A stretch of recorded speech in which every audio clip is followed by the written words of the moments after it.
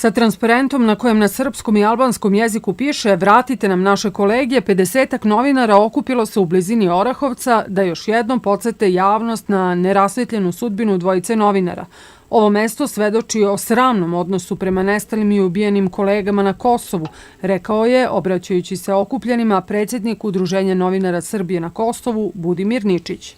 Ova ploča, zapravo, koju mi danas 7. put postavljamo, je dokaz koliko su institucije nezainteresovane da razreše ove slučajeve, čak i to da otkriju ko ruši ovu ploču i ko je odnosi i ko ismejava pravdu svih ovih godina.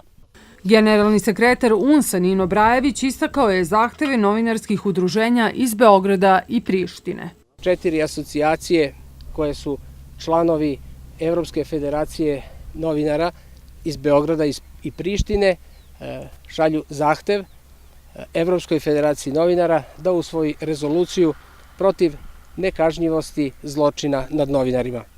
U toj rezoluciji tražimo da se specijalni sud i specijalno tužilaštvo za ratne zločine na Kosovu svojim mandatom bavi i slučajevima otmica i kidnapovanja, otmica i ubistava novinara.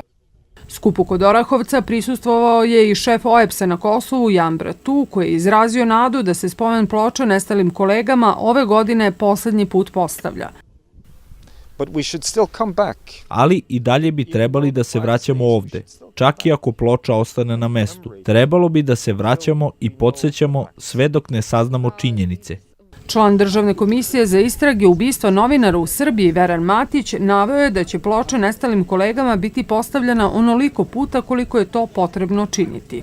Ovde će biti veoma važna saradnja između naših udruženja, što je već započeto, veoma važan angažman udruženja kao što je UNS sa otvorenim pričama, naročito u poslednjih godinu i po dana, koji su stvorili atmosferu da možemo da pričamo o stvaranju nekog međunarodnog tela koje bi vodilo računa i vršilo pritisak i na tužilaštva.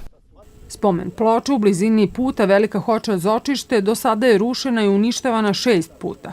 Kosovska policija i nadležni nikada do sada nisu otkrili ko je i zašto uništavao obeležje na kome na srpskom i albanskom jeziku piše "Ovde su 21. avgusta 1998. godine nestali novinari. Tražimo ih."